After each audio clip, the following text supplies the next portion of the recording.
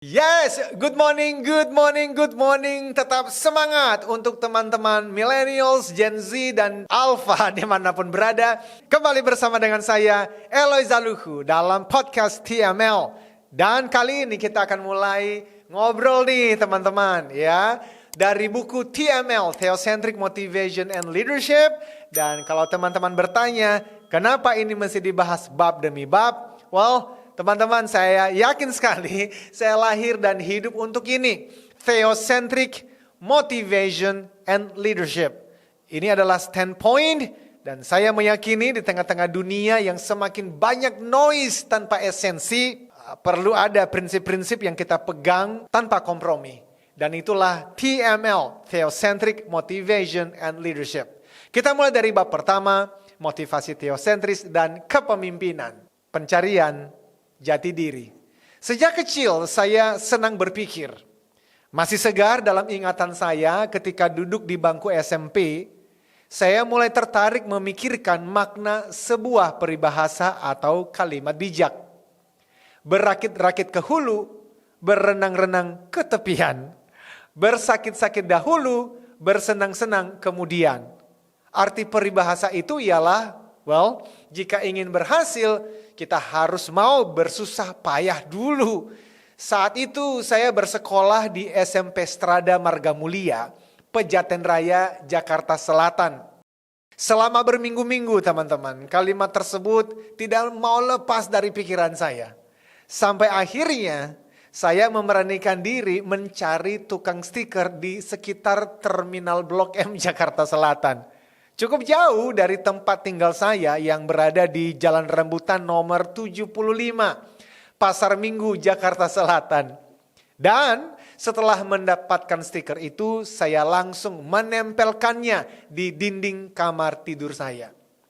Kalau teman-teman sudah membaca buku perjalanan hidup saya yang ditulis oleh Mbak Albertine Endah berjudul Eloy, Kisah Ajaib Anak Pedalaman Nias ke Panggung Dunia, teman-teman akan menemukan kisah permulaan kenakalan saya sebagai remaja. Kisah itu adalah tentang pergumulan manusia yang berusaha keluar dari kesulitan hidup dan mencerna arti mukjizat serta rasa syukur. Berpuluh tahun, saya dihantui oleh pertanyaan tentang mengapa sih ada manusia yang beruntung dan sukses, dan mengapa ada yang terpuruk dan tidak berdaya.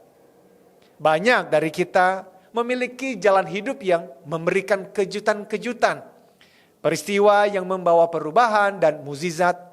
Ada juga yang terus-menerus diempas ujian dan merasa hidup bergerak mundur. Kita semua memiliki pola pergerakan hidup yang berbeda-beda. Hidup saya mencatat 3 pijakan penting teman-teman. Pertama, masa kecil yang tidak mudah. Kedua, masa remaja yang sesungguhnya diliputi mukjizat. Dan ketiga, masa muda yang dihadang banyak tantangan berat. Di dalam 3 masa itu silih berganti saya berhadapan dengan nilai-nilai yang baik dan godaan-godaan yang buruk. Sebagai anak laki-laki yang mengalami banyak penderitaan di masa kecil, saya mencoba mencari tahu bagaimana manusia bisa menemukan makna dalam hidupnya. Saya lahir dan melewati masa kecil di Dusun Ononamele, Nias Utara. Bisa makan dengan cukup dan tidak mengalami sakit berat membuat kami sudah bisa mensyukuri hidup. Akan tetapi hidup saya sungguh ajaib teman-teman. Sepasang invisible hand menghampiri kami. Mukjizat yang saya simpulkan sebagai tangan Tuhan telah mengubah nasib saya sedemikian rupa. Dari anak kampung yang sangat terbelakang dan bercakar ayam saat pergi ke sekolah, menjadi anak muda yang bisa kuliah sampai ke Australia. Dari seorang anak kecil yang tak percaya diri karena sempat dikucilkan sebagai anak janda, istri keempat seorang tetua desa yang tak bernasib baik, menjadi Eloy Zaluhu, penulis buku-buku bestseller yang diundang bicara sampai ke mancanegara. Hidup saya seperti mimpi.